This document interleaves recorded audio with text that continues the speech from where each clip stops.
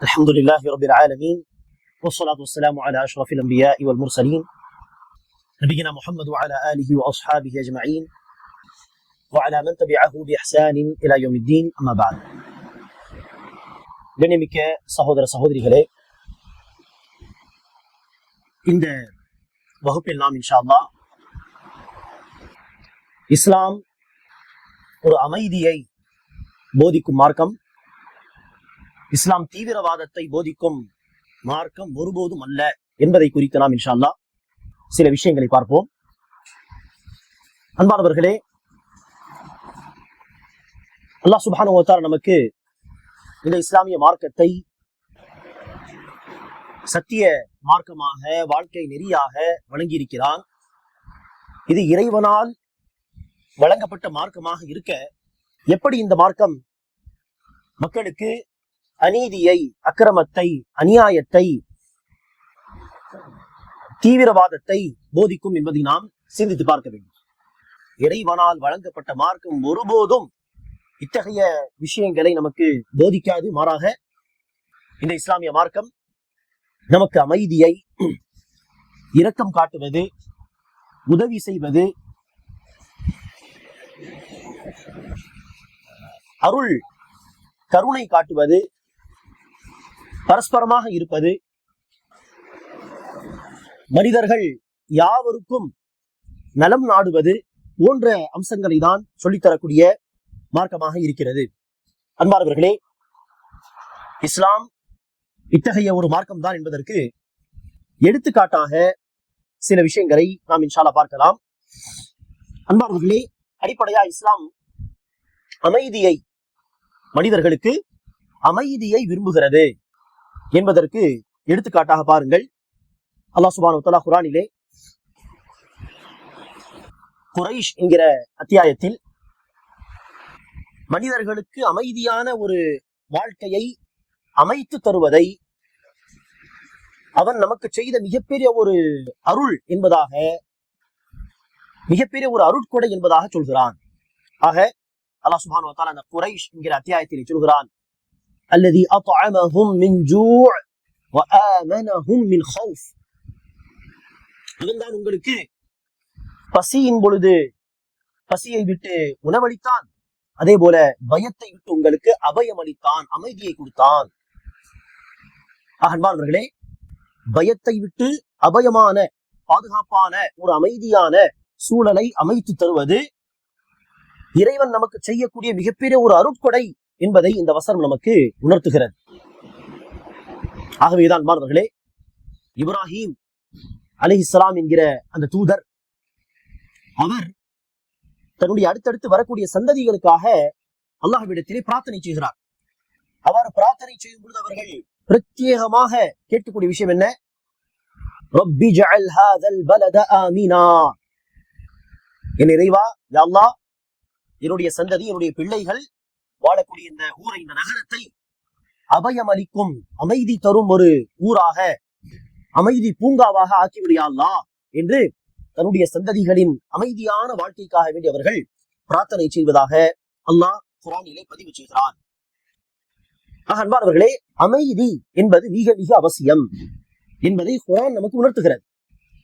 ஹதீஸிலே பார்க்கும் பொழுது நபிகள் நாயகம் ஸல்லல்லாஹு அலைஹி வஸல்லம் அவர்கள் சொல்கிறார்கள், மன் அஸ்பஹ மின்கும் ஆமினன் ஃபீ சிர்பிஹி முஆஃபன் ஃபீ ஜஸதிஹி وعنده قوت يومه فكأنما حيزت له الدنيا بحذافيرها. உங்களில் எவர் ஒருவர் காலை அவர் தூக்கத்தை விட்டு எழும் பொழுது அவருக்கு அமைதியான ஒரு சூழல் கிடைத்திருக்கிறது, எதிரிகளுடைய பயம் கிடையாது, எந்த ஒரு அச்சமும் கிடையாது, அமைதியான ஒரு சூழல், உடல் ரீதியாக ஆரோக்கியமான உடல், ஹெல்தியான உடல், உடல் ரீதியாக எந்த பிரச்சனையும் இல்லை, பெரிய பிரச்சனை, எதிரிகளுடைய அச்சம் இல்லாத ஒரு சூழல், அமைதியான சூழல், சாப்பிடுவதற்கு அவரிடத்தில் உணவு இருக்கிறது என்று சொன்னால் அல்லாஹ் அவருக்கு எல்லா உலகத்தின் நன்மைகளையும் கொடுத்து விட்டான் என்று அர்த்தம். பணக்காரராக இருக்க வேண்டும் என்கிற அவசியம் கிடையாது, அச்சம் இல்லாத வாழ்க்கை, அந்த நாள் சாப்பிடுவதற்கான உணவு, ஹெல்தியான உடல் இருக்கிறது என்று சொன்னாலே அவருக்கு எல்லா நியமத்துகள், எல்லா அருட்கொடைகள் கிடைத்து விட்டது என்று அர்த்தம். அவர் சந்தோஷப்பட வேண்டும். நல்ல வாழ்க்கையை இறைவன் எனக்கு தந்திருக்கிறான் என்று அவர் இறைவனுக்கு நன்றி சொல்ல வேண்டும் என்பதை நபிகள் நாயகம் உணர்த்தும் பொழுது ரசூல் சொன்ன விஷயம் என்ன? அமைதியான, அச்சமில்லாத, அபயமான ஒரு வாழ்க்கை.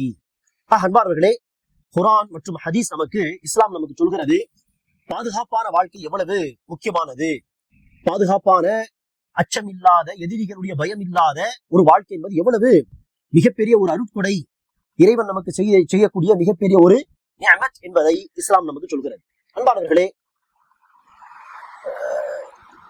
ஒருவரை நாம் சந்திக்கும் பொழுது கிரீட்டிங்ஸ், வாழ்த்தும் விதமாக சில வார்த்தைகளை சொல்லுவோமே. வெவ்வேறு மதங்கள், வெவ்வேறு வழிமுறைகள் இருக்கும். வெவ்வேறு நாடுகளில் வெவ்வேறு வழிமுறைகள் இருக்கும். குட் மார்னிங், குட் ஈவினிங், அல்லது பார்த்த உடனே ஏதாவது ஒரு வார்த்தை சொல்வார்கள், ஹாய் ஹலோ சொல்வார்கள். இஸ்லாம் நமக்கு சொல்லி தந்த வார்த்தை என்ன? அஸ்ஸலாமு அலைக்கும் வரஹ்மத்துல்லாஹி வபரகாத்துஹு. உங்கள் மீது சாந்தி உண்டாகட்டும், உங்கள் மீது இறைவனுடைய அருள் உண்டாகட்டும், உங்கள் மீது இறைவனுடைய அபிவிருத்தி பரக்கத் உண்டாகட்டும்.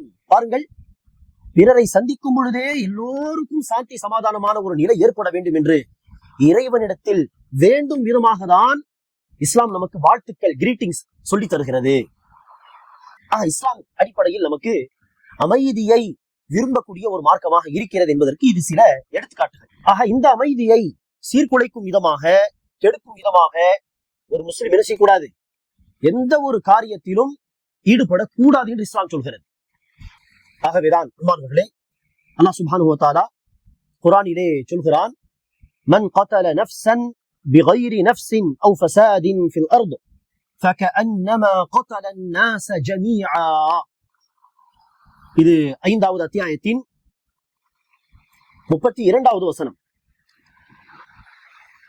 குர்ஆனுடைய 5வது அத்தியாயம் 32வது வசனத்தில் அல்லாஹ் சொல்கிறான், எவர் ஒருவர் ஒரு உயிரை அநியாயமாக கொலை செய்து விடுகிறானோ அவன் ஒட்டுமொத்த மனித சமூகத்தையே கொலை செய்தவனாக ஆவான். ஒரு நபருக்கு வாழ்க்கை கொடுத்தால், உயிர் காப்பாற்றினால், ஒட்டுமொத்த மனித குலத்தையே காப்பாற்றுவதற்கு அல்லது வாழ்க்கை கொடுப்பதற்கு அவர் சமமாவார் என்று இந்த வசனம் சொல்கிறது. அன்பானவர்களே, இது ஒரு சேலஞ்சாக, சவாலாக நாம் சொல்லலாம்.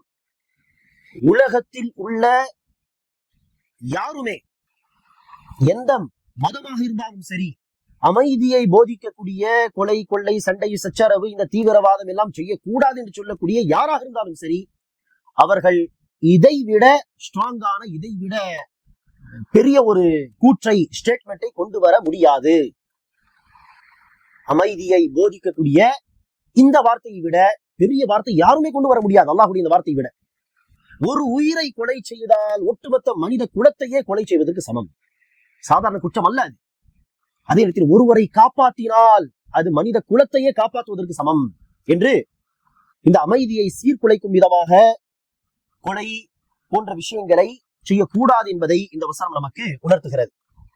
மேலும் அன்பானவர்களே, நபிகள் நாயகம் ஸல்லல்லாஹு அலைஹி வஸல்லம் அவர்கள் ஒரு ஹதீஸிலே சொல்வார்கள், இன்ன திமாஅக்கும் வ அம்வாலக்கும் வ அஅராதக்கும் அலைக்கும் ஹராம் கஹுர்மதி யௌமிக்கும் ஹாதா ஃபீ பலதிக்கும் ஹாதா ஃபீ யௌமிக்கும் ஹாதா. அல்லாஹ் எப்படி மக்கா மாநகரத்தை ஒரு புனித பூமியாக ஆக்கியிருக்கிறானோ, எப்படி ஹஜ் என்கிற அந்த கடமை செய்யக்கூடிய அந்த மாதம், அரபி கணக்குப்படி ஹஜ்ஜுடைய மாதம் இருக்கிறதே, அந்த மாதத்தை புனித மாதமாக ஆக்கியிருக்கிறானோ, எப்படி குர்பானி கொடுக்கக்கூடிய அந்த நாள், ஹஜ் கடமை செய்யக்கூடிய அந்த நாள் புனித நாளாக இருக்கிறதோ, அதே போல்தான் அல்லாஹ் உங்களுடைய பொருளாதாரத்தையும், உங்களுடைய உயிர்களையும், உங்களுடைய மான மரியாதையையும் புனிதமான விஷயங்களாக ஆக்கியிருக்கிறான் என்று நபிகள் நாயகம் சொல்கிறார்கள். அன்பானவர்களே, மனிதர்களாகிய நம்முடைய பொருளாதாரம் புனிதமானது. அந்த பொருளாதாரம் பாதுகாக்கப்பட வேண்டும். கொள்ளையடிக்க கூடாது, திருடக்கூடாது, அந்த காசு பணத்தை அபகரிக்க கூடாது, மோசடி செய்யக்கூடாது. நம்முடைய உயிர்கள் புனிதமானது. யாரையும் கொல்லக்கூடாது, யாரையும் அடிக்கக்கூடாது, பிறருடைய ரத்தத்தை சிந்தக்கூடாது, உடல் ரீதியாக யாரையும் எந்த விதத்திலும் நோவினை செய்யக்கூடாது. உயிர்கள் புனிதமானவை. ஒரு உயிரை சேதப்படுத்தினால் மனித குலத்தையே சேதப்படுத்துவதற்கு சமம். அதே போல் மானம் மரியாதை புனிதமானவை. பிறருடைய மானம் மரியாதை விஷயத்திலே, விளையாடும் விதத்திலே அவதூறு சொல்வதோ, திட்டுவதோ, அசிங்கப்படுத்துவதோ கூடாது என்பதை உணர்த்தும் விதமாக நபிகள் நாயகம் சொன்னார்கள், உங்களுடைய உயிர்களும் பொருளாதாரமும் மானம் மரியாதையும் புனிதமானவை. அந்த புனிதத்தை நாம் பாதுகாக்க வேண்டும் என்று அர்த்தம். அன்பானவர்களே, இந்த சட்டங்களின் அடிப்படையில் தான் நபிகள் நாயகம் ஸல்லல்லாஹு அலைஹி வஸல்லம் அவர்கள் அவர்களாக போர் தொடுத்து போனதாக சில போர்களை நாம் உதாரணமாக காட்ட முடியும். அது எங்கு ஆட்சி அதிகாரம் என்று இருந்தாலும் அவர்கள் அடுத்த இடத்தை நோக்கி என்ன செய்வார்கள்? படையெடுத்து செல்வார்கள். அப்படி இருக்க இஸ்லாத்தை எடுத்துரைப்பதற்காக வேண்டி நபி ஸல்லல்லாஹு அலைஹி வஸல்லம் அவர்களும் என்ன செய்திருக்கிறார்? போர் தொடுத்திருக்கிறார்.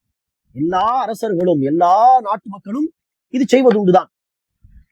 அவ்வாறு ரசூல் அவர்கள் போர் தொடுத்ததாக நாம் காட்டக்கூடிய உதாரணங்களை விட பிறர் போர் தொடுத்து நபிகள் நாயகம் களத்தில் இறங்கியதாக உள்ள உதாரணங்கள் தான் அதிகம்.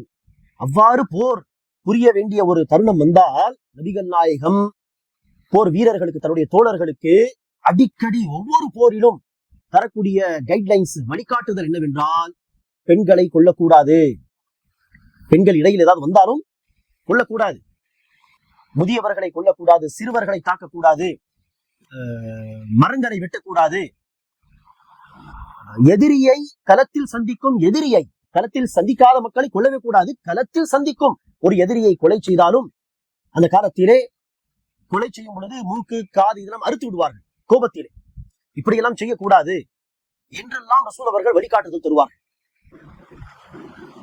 காரணம், உயிர் என்பது மிக மிக மிக புனிதமானது. ரத்தம் சிந்துவது என்பது சாதாரண குற்றமே கிடையாது இறைவனுடைய பார்வையில், இஸ்லாத்தின் பார்வையில். ஆக அன்பார்வர்களே, இந்த சட்டம், அதாவது உயிர்கள் பாதுகாக்கப்பட வேண்டும் என்கிற சட்டம் என்ன? இஸ்லாம் முஸ்லிம்களுடைய உயிர் பாதுகாக்கப்பட வேண்டும் என்றுதான் சொல்கிறதா என்று கேட்டால் அப்படி கிடையாது. எந்த உயிராக இருந்தாலும் அந்த உயிர் புனிதமானது, அந்த ரத்தம் புனிதமானது. ஆகவேதான் நபிகள் நாயகம் ஒரு ஹதீஸிலே சொல்கிறார்கள், மன் கதல முஆஹதன் லம் யுரிஹ் ராயிஹத்தல் ஜன்னஹ். எவர் ஒருவர் இஸ்லாமிய ஆட்சியில் அந்த இஸ்லாமிய ஆட்சி சொல்லக்கூடிய சட்டத்திட்டங்களை ஏற்று அந்த இஸ்லாமிய ஆட்சியில் ஒரு முஸ்லிம் அல்லாதவர் வாழ்கிறாரோ அவரை முஆஹித் அல்லது முஆஹத் என்று சொல்வார்கள், அல்லது திம்மி என்று சொல்வார்கள். ஆக ரசூல் அத்தகைய திம்மி, இஸ்லாமிய ஆட்சியில் வாழக்கூடிய முஸ்லிம் அல்லாதவர், அவரை குறித்து சொல்கிறார்கள், எவர் ஒருவர் இஸ்லாமிய ஆட்சியில் வாழக்கூடிய அந்த முஸ்லிம் அல்லாதவரை கொலை செய்து விடுகிறானோ அவன் சொர்க்கத்தின் வாசனையை கூட நுகர்ந்து பார்க்க முடியாது. முஸ்லிமாக இருக்கக்கூடிய ஒருவர் என்ன செய்கிறார்? முஸ்லிம் அல்லாத ஒருவர் இஸ்லாமிய ஆட்சியில் வாழ்கிறான், இந்த ஜிம்மியாக முஆஹிதாக. அப்படிப்பட்டவரை, அந்த முஸ்லிம் அல்லாதவரை ஒரு முஸ்லிம் கொலை செய்து விட்டால் அந்த முஸ்லிமுக்கு ரசூல் சொல்லக்கூடிய எச்சரிக்கை என்ன? இஸ்லாமிய ஆட்சியில் வாழக்கூடிய அந்த முஸ்லிம் அல்லாதவரை கொலை செய்த அந்த முஸ்லிம் சொர்க்கத்தின் வாடையை கூட நுகர்ந்து பார்க்க முடியாது. ஆக பாருங்கள், இஸ்லாமிய ஆட்சியில் முஸ்லிம் அல்லாதவர்கள் வாழ்ந்தால் அவர்களுக்கு இஸ்லாம் என்ன பாதுகாப்பு தருகிறது என்பதை இந்த ஹதீஸ் நமக்கு உணர்த்துகிறது. ஒரு முறை என்பானவர்களே, முகீரா பின் ஷுஅபா என்கிற ஒரு நபித்தோழர், முகீரா என்கிற ஒரு நபித்தோழர், அவர் முஸ்லிம் அல்லாதவராக இருந்து இஸ்லாத்தை ஏற்று நபிகள் நாயகம் அவர்களை சந்தித்தார்கள். அதற்கு முன்பு அவர் செய்த ஒரு காரியம் என்னவென்றால், பயணத்தில் இருக்கிறார், 2 பேர் பயண தோழர்களாக இருக்கிறார்கள். பயணத்தில் இருந்த பொழுது 2 பயண தோழர்களை ஏதோ விதத்தில் துரோகம் செய்து ஏமாற்றி அவர்களை கொலை செய்துவிட்டு அவர்களுடைய பொருளாதாரத்தை எல்லாம் எடுத்துக்கொண்டு அவர் வருகிறார். இஸ்லாத்தை தழுவி நபியை சந்திக்கிறார். சந்தித்து, நான் இஸ்லாத்தை ஏற்றுக்கொள்ள விரும்புகிறேன். சரி, நபிகள் நாயகம் என்ன அதுக்கு ப்ரொசீஜரோ அந்த களிமா, அந்த வார்த்தைகளை சொன்னார்கள். அவர் இஸ்லாத்துக்கு வந்து விட்டார். வந்த பிறகு முகீரா என்கிற அந்த நபித்தோழர் சொன்னார்கள், இதோ முகமதை, என்னிடத்தில் இந்த பொருளாதாரம் இருக்கிறது, இதையும் நீங்கள் வைத்துக் கொள்ளலாம். என்னோடு 2 தோழர்கள் பயணம் செய்து கொண்டிருந்தார்கள், அவர்களை கொலை செய்து நான் இந்த பொருளாதாரத்தை கொண்டு வந்திருக்கிறேன். இதெல்லாம் காட்டு மிராண்டித்தனமாக வாழ்ந்த ஒரு காலகட்டம் அது. அந்த காலத்தில் கொலை எல்லாம் சாதாரணமாக அடிக்கடி நடக்கும். சரியா? சாதாரணமாக நான் கொலை செய்து இந்த பொருளாதாரத்தை கொண்டு வந்திருக்கிறேன் என்று அவர் சொல்ல, நபிகள் நாயகம் சொன்னார்கள், அம்மல் இஸ்லாம் ஃபகபில்னா, நீங்கள் இஸ்லாத்தை ஏற்றுக்கொண்டீர்களே, அதை நாங்கள் மனப்பூர்வமாக ஏற்றுக்கொள்வோம், உங்களை வரவேற்கிறோம். ஆனால் நீங்கள் கொண்டு வந்த இந்த பொருளாதாரம் பொறுத்த வரையிலே அது நமக்கு வேண்டாம். ஏனெனில் அது துரோகம் செய்து ஏமாத்தி கொலை செய்து நீங்கள் கொண்டு வந்த பொருளாதாரம், இந்த பொருளாதாரமும் நமக்கு வேண்டாம். நீங்கள் கொலை செய்த அந்த காரியத்தையும் நாங்கள் அங்கீகரிக்க மாட்டோம்.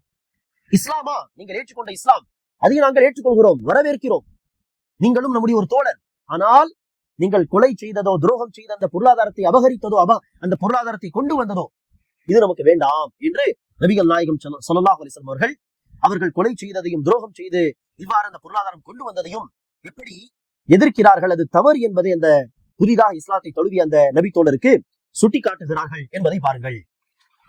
அதே போல அன்பானவர்களே, நபிகள் நாயகம் ஸல்லல்லாஹு அலைஹி வஸல்லம் அவர்கள் அமைதியை விரும்பக்கூடிய ஒரு தூதர், அமைதியை போதித்த ஒரு மாமனிதர். அவர் ஒருபோதும் தீவிரவாதத்தை போதிக்கவே இல்லை என்பதற்கான ஒரு மிக அழகான எடுத்துக்காட்டுதான் அவர்கள் மக்கா வெற்றி கொண்ட சம்பவம். அவர்கள் பிறந்தது மக்கா, வாழ்ந்தது மக்கா. அவர்கள் ஆரம்பத்தில் இஸ்லாத்தின் பால் அழைத்தது எல்லாம் மக்காவில் தான். ஆனால் மக்காவில் நிறைய பிரச்சனைகள் வந்த பொழுது மக்காவை விட்டுவிட்டு, உயிருக்கே ஆபத்து வரும் சமயத்திலே மக்காவை விட்டுவிட்டு மதீனாக்கு சென்று விட்டார்கள். மதீனா போய் 8 வருடங்கள் கழித்து அல்லாஹ் மக்காவை வெற்றி கொள்ளக்கூடிய ஒரு சூழலை நபிகள் நாயகம் அவர்களுக்கு அமைத்து தந்தான். அவர்கள் மக்காவுக்கு சென்றார்கள், மக்காவை வெற்றி கொண்டார்கள். அந்த காலத்தில் மக்காவை வெற்றி கொள்வது அரபு தேசத்தையே வெற்றி கொள்வதற்கு சமம். அரபு தேசத்தை கைப்பற்றிக் கொள்வதற்கு சமம் மக்காவை வெற்றி கொள்வது. தலைநகரம் அது. ஆனால் அவ்வளவு பெரிய வெற்றி, மகத்தான வெற்றி. ஆனால் நபி ஸல்லல்லாஹு அலைஹி வஸல்லம் அவர்கள் அந்த வெற்றிக்காக எந்த உயிரையும் எடுக்கவில்லை, யாரையும் கொலை செய்யவில்லை, ரத்தம் சிந்தவில்லை. ரத்தம் சிந்தாமல் பெரிய ஒரு தேசத்தை கைப்பற்றிய வரலாறு இது. இப்படிப்பட்ட எந்த ஒரு உதாரணத்தையும் யாரும் கொண்டு வந்து காட்ட முடியாது. அரபு தேசத்தை ரசூல் அவர்கள் கைப்பற்றினார், மக்காவை கைப்பற்றி. ஆனால் ரத்தம் சிந்தாமல், போரே செய்யாமல். உள்ளே மக்காவில் நுழையும் பொழுது நபிகள் நாயகம் சொன்னார்கள், படையெடுத்து வருகிறார்கள். 10,000 சஹாபாக்கள், நபி தோழர்கள் அநேகமாக. அந்த படையை பார்த்து மக்கள் பயந்து விட்டார்கள். அந்த நேரத்தில் நபிகள் நாயகம் செய்த அறிவிப்பு என்ன? யாரும் யாரையும் கொள்ள வேண்டாம். வீடுகளுக்குள் நுழைந்து கதவை பூட்டிவிட்டால் விட்டுவிடுங்கள். இன்னாருடைய வீட்டில் நுழைந்து விட்டால் விட்டுவிடுங்கள். இப்படி அறிவிப்பு செய்தார். என்ன அர்த்தம்? யாரையும் கொள்ள வேண்டாம். ரத்தம் சிந்துவது நம்முடைய நோக்கமே கிடையாது. ஆக ரத்தம் சிந்தாமல் அரபு தேசத்தையே கைப்பற்றிய மனிதர் நபிகள் நாயகம் ஸல்லல்லாஹு அலைஹி வஸல்லம் அவர்கள் எப்படி தீவிரவாதத்தை போதித்த தூதராக இருக்க முடியும்?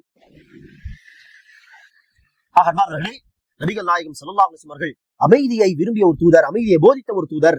நபிகள் நாயகம் ஸல்லல்லாஹு அலைஹி வஸல்லம் அவர்கள் அந்த அறியாமை காலத்திலேயே, நபியாக அவர்கள் ஆக்கப்படுவதற்கு முன்பாக அந்த அறியாமை காலத்திலேயே நபிகள் நாயகம் ஒரு ஆர்கனைசேஷன் என்று சொல்லலாம், ஒரு அமைப்பு என்று சொல்லலாம், அந்த அமைப்பில் இருந்தார்கள். அந்த அமைப்பின் நோக்கம் என்ன? விதவை பெண்களுக்கு பாதுகாப்பு தர வேண்டும், அனாதை பிள்ளைகளுடைய பொருளாதாரத்தை பாதுகாக்க வேண்டும், கொலை கொள்ளை திருட்டு போன்ற குற்றங்களை விட்டு இந்த மாநகரத்தை, மக்கா மாநகரத்தை சுத்தம் செய்ய வேண்டும் என்கிற சில சோசியல் சர்வீஸ் உடைய நோக்கத்தை அடிப்படையாக வைத்து உருவாக்கப்பட்ட ஒரு ஆர்கனைசேஷன், ஒரு அமைப்பு. அந்த அமைப்பில் நபிகள் நாயகமும் ஒரு மெம்பராக சேர்ந்தார்கள். எப்போது? 20 வயது 25 வயது என்ற சமயத்தில். இஸ்லாம் வந்த பிறகு நபிகள் நாயகம் சொல்கிறார், இன்று கூட அப்படிப்பட்ட ஒரு அமைப்பு சார்ந்தவர்கள் என்னை வந்து அழைத்தால், முகமதே நம்மோடு சேர்ந்து சப்போர்ட் பண்ணுங்கள் என்று சொல்லி அழைத்தால், நான் நிச்சயமாக அவர்களுக்கு பதில் அளிப்பேன். என்ன அர்த்தம்? அவர்கள் முஸ்லிம் அல்லாதவர்களாக இருந்தாலும் சரி, முகமதே உங்களால் முடிந்த சப்போர்ட் பண்ணுங்க என்று அழைத்தால் நான் அதில் சேர்ந்து விடுவேன், நான் அவர்களுக்கு உதவி செய்வேன் என்பதாக நபிகள் நாயகம் சொல்கிறார்கள். ஆக இப்படிப்பட்ட தூதரா தீவிரவாதத்தை போதிக்கக்கூடியவராக இருந்திருப்பார்? ஒருபோதும் கிடையாது. இது இஸ்லாத்தின் மீது நபிகள் நாயகம் அவர்கள் மீது அவதூறு. நபிகள் நாயகம் ஒருபோதும் அத்தகைய போதனைகளை நமக்கு சொல்லவே இல்லை. நபி ஸல்லல்லாஹு அலைஹி வஸல்லம் ஒரு ஹதீஸில் சொல்கிறார்கள், உண்மையான முஸ்லிம் யாரெனில் எந்த முஸ்லிமுடைய நாவாலும் கருத்தாலும், அதாவது சொல்லாலும் செயலாலும் யாருக்கும் எந்தவித பாதிப்பும் ஏற்படவில்லையோ, எந்த முஸ்லிம் தன்னுடைய நாவாலும் கருத்தாலும் யாருக்கும் தொல்லை செய்யவில்லையோ, அவர்தான் உண்மையான முஸ்லிம். முஸ்லிம் என்று சொல்கிறார், ஆனால் தன்னுடைய பேச்சு, தன்னுடைய செயல்பாடுகளால் பிறரை நோவினை செய்கிறார், அடிக்கடி பிறரை கஷ்டப்படுத்துகிறார் என்று சொன்னால் அவர் உண்மையான முஸ்லிம் இல்லை என்று நபிகள் நாயகம் சொல்கிறார். ஒருவர் வாள் விற்பனை செய்கிறார் என்று சொன்னால் நபிகள் நாயகம் சொல்கிறார்கள், அந்த வாளை வைப்பார்களே, வாளுடைய பை, அது இல்லாமல் வாளை விற்பனை செய்ய வேண்டாம். அந்த வாள் வைக்கக்கூடிய இந்த பை இல்லாமல், அந்த பேக் இல்லாமல் அந்த வாளை விற்பனை செய்து அதை எடுத்துட்டு போகும் பொழுது, அதை கொடுக்கும் பொழுது யாருக்காவது பட்டு விட்டா, ஒரு சகோதரர் தன்னுடைய ஒரு சகோதரருக்கு கத்தியை கொடுக்கும் பொழுது இப்படி குத்தும் விதத்திலே இப்படி கொடுக்க கூடாது, இப்படி மாத்தி குடிக்கும் அந்த திசையில் இப்படி கொடுக்க வேண்டும்.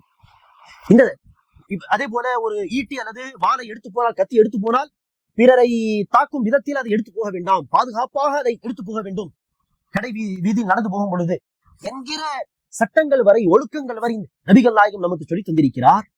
அவர் எப்படி தீவிரவாதத்தை, அநியாயமாக பொதுமக்களை கொலை செய்வதை எப்படி நபிகள் நாயகம் சொல்லித் தருவார்கள்? அகழ்வார்களே, நபிகள் நாயகம் ஸல்லல்லாஹு அலைஹி வஸல்லம் அவருடைய போதனைகளை படித்து பார்த்தால் தெரியும், இவர் ஒருபோதும் தீவிரவாதத்தை போதித்த தூதர் அல்ல, மாறாக அமைதியை போதித்த ஒரு தூதர், அமைதியை விரும்பிய ஒரு தூதர். பிடிப்பட்ட கைதிகளை கொலை செய்யாமல் பிணை தொகை வாங்கி விட்டுவிட்டார்கள், சென்று விடுங்கள் என்று. நபிகள் நாயகம் அவர்களை கொலை செய்வதற்காக ஒருவர் வருகிறார். ஆனால் அவர் நபியை கொலை செய்வதற்கு தூக்கி அந்த வாள் கீழே விழுந்து விடுகிறது. அந்த வாளை நபிகள் நாயகம் தூக்கி நின்றார்கள். ஆனால் அந்த நபரை கொலை செய்யவில்லை. அந்த நபர் என்னை விட்டு விடுங்க என்று சொல்ல, சரி போ, ஆனால் ஒரு வாக்கு நீ கொடுக்க வேண்டும், நமக்கு எதிரான எந்த போரிலும் நீ கலந்து கொள்ளக்கூடாது. சரி, நான் வாக்களிக்கிறேன், உங்களுக்கு எதிராக நான் எந்த விதத்திலும் எந்த செயலும் ஈடுபட மாட்டேன், சரி போ என்று விட்டு விட்டார்கள். இவரா தீவிரவாதத்தை போதித்த தூதர்? அவர்களே, நபிகள் நாயகம் ஸல்லல்லாஹு அலைஹி வஸல்லம் அவர்கள் தீவிரவாதத்தை போதித்தவர் என்று சொல்வதோ, அல்லது இஸ்லாம் தீவிரவாதத்தை போதிக்கும் ஒரு மதம், மார்க்கம் என்று சொல்வதோ, இது முழுக்க முழுக்க திட்டமிட்டு பரப்பப்பட்ட ஒரு அவதூறு, நெகட்டிவான ஒரு பிரச்சாரம் என்பதை நாம் விளங்கிக் கொள்ள வேண்டும். இந்த நெகட்டிவான பிரச்சாரத்தை இஸ்லாத்துக்கு எதிராக செயல்படக்கூடிய சில மதத்தினர்கள் பரப்பி இருக்கிறார்கள். அவ்வாறு பரப்புவதற்கு குறிப்பா இந்த காலகட்டத்தில் இந்த மீடியாவை பெரிய அளவில் என்ன செய்கிறார்கள், பயன்படுத்திக் கொள்கிறார்கள். இந்த மீடியாவை வைத்து உண்மையை பொய், பொய்யை உண்மை என்று மாற்றி காட்டுவது. இந்த திரைப்படங்கள் எடுக்கும் பொழுதெல்லாம் முஸ்லிம்கள் என்று சொன்னால் ஏதோ பயங்கரமான ஒரு கேரக்டர், எப்போது பார்த்தாலும் அவர்கள் தீவிரவாதத்தை தான் செய்வார்கள், இதேதான் அவர்களுடைய வேலை என்கிற மாதிரியான ஸ்டோரி, என்கிற மாதிரியான காட்சிகள் காண்பித்து காண்பித்து மீடியாவில் அடிக்கடி முஸ்லிம்களை தீவிரவாதிகள் தீவிரவாதிகள் என்று சொல்லி சொல்லி தீவிரவாதத்தை யாரோ ஒருவர் வேறு மதத்தினர் செய்தால் அங்கு செய்வார்கள், இன்னார் என்று பெயரை சொல்லி சொல்வார். அதே முஸ்லிமான ஒருவர் தீவிரவாதத்தை செய்ததாக பதிவு செய்வதாக இருந்தால் பெயரை சொல்வதை விட ஒரு முஸ்லிம் என்று சொல்வார்கள். அங்கு மதத்தை முன்னிலைப்படுத்துவார்கள். சில இஸ்லாத்தை பின்பற்றுவதாக சொல்லும் சில முஸ்லிம்கள் தீவிரவாதிகளாக இருக்கக்கூடும், அதை மறுக்க முடியாது. ஆனால் இஸ்லாம் தீவிரவாதத்தை போதிக்கும் மார்க்கம், இது மிகப்பெரிய அவதூறு. அப்படி சில முஸ்லிம்கள் தீவிரவாதத்தை போதித்தால் அவருடைய பெயரை சொல்லுங்கள், அவர்கள் சார்ந்த இயக்கத்தை சொல்லுங்கள். ஆனால் அங்கு நிச்சயமார்கள் இந்த மீடியாக்கள், ஊடகங்கள் முஸ்லிம்கள், முஸ்லிம் இயக்கம், முஸ்லிம் இயக்கம், இஸ்லாமிய இயக்கம் என்கிற பெயர்களை எல்லாம் சொல்லி சொல்லி இஸ்லாம்னால் இப்படிதான் என்று சித்தரிப்பார்கள். அதே வேறு மதத்தினர்கள் செய்தால் பெயரை சொல்வார்கள், இன்னார் இந்த இயக்கத்தை சார்ந்தவர். அங்கு என்ன செய்ய மாட்டார்கள், இந்து மதத்தை சார்ந்தவர், இந்து இயக்கம், கிறிஸ்தவ இயக்கம், ஒரு கிறிஸ்தவர் என்று சொல்ல மாட்டார்கள். இதெல்லாம் என்னது, திட்டமிடப்பட்ட ஒரு விஷயம், இஸ்லாத்தை தவறாக சித்தரிப்பதற்கு. ஆகவேதான் மாணவர்களே, இதே தீவிரவாதத்தை இஸ்ராயல்காரன் செய்வான், யூதர்கள் செய்வார்கள். அவர்களை தீவிரவாதிகள் என்று யாரும் சொல்ல மாட்டார்கள். அமெரிக்காக்காரன் இதே தீவிரவாதத்தை செய்வான், பொதுமக்களை கொன்று குவிப்பான். ஆனால் யாரும் அவர்களை தீவிரவாதிகள் என்று சித்தரிக்க மாட்டார்கள். அதே போல மியான்மரில் பொதுமக்களை போட்டு இனப்படுகொலை செய்தார்கள். ஆனால் யாரும் அந்த இனப்படுகொலை செய்தவர்களை தீவிரவாதிகள் என்று சொல்ல மாட்டார்கள். இந்தியாவில் முஸ்லிம்களை இனப்படுகொலை செய்தார்கள், குஜராத்திலே செய்தவர்களை யாரும் தீவிரவாதிகள் என்று சொல்ல மாட்டார்கள். ஆக என்னது, திட்டமிடப்பட்ட ஒரு விஷயம் இது. தீவிரவாதத்தை உண்மையில் செய்தாலும் அவர்களை தீவிரவாதிகள் என்று சொல்லாமல், இதே காரியத்தை முஸ்லிமாக இருக்கக்கூடிய சில பேர் செய்தாலோ அல்லது செய்யாமலே கூட முஸ்லிம்கள் செய்தார்கள், முஸ்லிம் தீவிரவாதிகள், இஸ்லாமிய தீவிரவாத இயக்கம் என்று சொல்வது இது என்னது, திட்டமிடப்பட்ட ஒரு விஷயம் என்பதை நாம் புரிந்து கொள்ள வேண்டும். அன்பானவர்களே, இஸ்லாத்தை குறித்து இது நெகட்டிவான ஒரு பிரச்சாரம். இஸ்லாத்தை தவறாக சித்தரிப்பதற்காக, முஸ்லிம்களை தவறாக சித்தரிப்பதற்காக, மிக முக்கியமாக நபிகள் நாயகம் அவர்களை தவறாக சித்தரித்து இஸ்லாத்தை விட்ட மக்களை தூரமாக்க வேண்டும் என்பதற்கான ஒரு சதி இது. இஸ்லாம் ஒருபோதும் தீவிரவாதத்தை போதிக்கவில்லை, அமைதியை தான் போதிக்கிறது. அதற்கான மிகப்பெரிய எடுத்துக்காட்டு முஸ்லிம் நாடுகள் என்று எத்தனை நாடுகள் இருக்கின்றன. அது சில நாடுகளை விடுங்கள், அங்கு சில அரசியல் பிரச்சனைகள் அல்லது அவர்களுடைய எதிரிகளாக இருக்கக்கூடிய சில நாடுகள் செய்யக்கூடிய பிரச்சனையால் எப்போது பார்த்தாலும் சில பிரச்சனைகள் ஓடிக்கொண்டே இருக்கும். அந்த சில விதிவிலக்குகளை விட்டுவிட்டு மற்ற முஸ்லிம் நாடுகளை பாருங்கள், அங்கு என்ன நிலவரம். அங்கு முஸ்லிம் அல்லாதவர்கள் வாழ்வார்களே, அவர்கள் என்ன பாதுகாப்பாக இருக்கிறார்களா அல்லது கஷ்டப்படுகிறார்களா என்பதை பாருங்கள். அதே நேரத்தில் முஸ்லிம்கள் வேறு நாடுகளில் மைனாரிட்டியாக வாழ்ந்து வருகிறார்களே, அங்கு அவர்கள் எப்படி வாழ்கிறார்கள், பிரச்சனைகள் சந்திக்கிறார்கள் சொல்ல என்ன மாதிரியான பிரச்சனைகளை சந்திக்கிறார்கள் என்று ஒப்பிட்டு பார்த்தாலே தெரியும் என்ன உண்மை என்று. அன்பானவர்களே, நாம் தெளிவான ஒரு பார்வையோடு தான் பேச வேண்டும். இந்த விஷயங்களை பார்க்க வேண்டும், அணுக வேண்டும். மீடியாக்கள், ஊடகங்கள் சொல்வதை கண்மூடித்தனமாக நாம் நினைக்கக்கூடாது, நம்பக்கூடாது. குர்ஆனில் அல்லாஹ் சுப்ஹானஹு வ தஆலா உங்களை யார் எதிர்க்கிறார்களோ, போர் புரிகிறார்களோ, உங்களை கொலை செய்ய முற்படுகிறார்களோ, அப்படிப்பட்டவர்களை நீங்களும் என்ன செய்யுங்கள், கரத்திலே சந்திக்கும் பொழுது கொள்ளுங்கள் என்று சொல்வான். ஆனால் முன்னாடி பின்னாடி உள்ள கான்டெக்ஸ்ட் எல்லாம் வெட்டி எடுத்து என்ன செய்வார்கள், இஸ்லாத்தை தவறாக சித்தரிப்பதற்கு. இந்த முஷ்ரிக்கின்களை, இணை வைப்பாளர்களை கண்டால் கொன்று விடுங்கள், அந்த வார்த்தை மட்டும் எடுத்து போடுவார்கள். உங்களுக்கு எதிராக போர் புரியும் என்கிற அந்த கான்டெக்ஸ்ட் எல்லாம் தூக்கி போட்டு இணை வைப்பாளர்களை பார்த்தாலே கொன்று விடுங்கள், இப்படி எல்லாம் என்ன செய்வார்கள், பிளானிங்காக இஸ்லாத்தை, நபியை தவறாக சித்தரிப்பார்கள். இது தீவிரவாதம், தீவிரவாதத்தை போதிக்கும் மார்க்கம் என்றெல்லாம் சொல்வார்கள். நபிகள் நாயகம் அவர்களுடைய வாழ்க்கை வரலாறு நம்மிடத்தில் இருக்கிறது, குர்ஆன் இருக்கிறது, நபிகள் நாயகம் அவர்கள் சொன்ன ஹதீசுகள் உண்டு. இதுதான் இஸ்லாம். அதை படித்து பாருங்கள், தெரியும் இஸ்லாம் தீவிரவாதத்தை போதிக்கிறதா அல்லது அமைதியை போதிக்கிறதா. இஸ்லாம் என்கிற பெயரே என்னது, சாந்தி சமாதானம் என்கிற வார்த்தையிலிருந்து வந்த வார்த்தை தான். நபிகள் நாயகம் அவர்களை அல்லாஹ் குர்ஆனில் சொல்லும் பொழுது ரஹ்மத்தல் லில் ஆலமீன், நபியே நாம் உங்களை அகிலத்தாருக்கு அருட்கொடையாக அனுப்பி வைத்திருக்கிறோம் என்று சொல்கிறான். இறைவனுடைய முக்கியமான அம்சமோ அர் ரஹ்மான் அர் ரஹீம், அளவற்ற அருளாளன், நிகரற்ற அன்புடையவன். ஆக அப்படிப்பட்ட இஸ்லாமிய மார்க்கம் ஒருபோதும் தீவிரவாதத்தை போதிக்காது என்பதை நாம் இஸ்லாத்தை படித்து நேர்மையாக சிந்தித்து பார்த்தால் நமக்கு புரியும். ஆக நாம் புரிந்த இந்த விஷயத்தை பிறருக்கும் நாம் என்ன செய்வோம், எடுத்து சொல்ல வேண்டும். இஸ்லாத்துக்காக வேண்டி நாம் டிஃபெண்ட் செய்ய வேண்டும். அல்லாஹ் சுப்ஹானஹு வ தஆலா அனைவருக்கும் இந்த பாக்கியத்தை தருவானாக. ஆமீன். அஸ்ஸலாமு அலைக்கும் வரஹ்மத்துல்லாஹி வபரகாத்துஹு.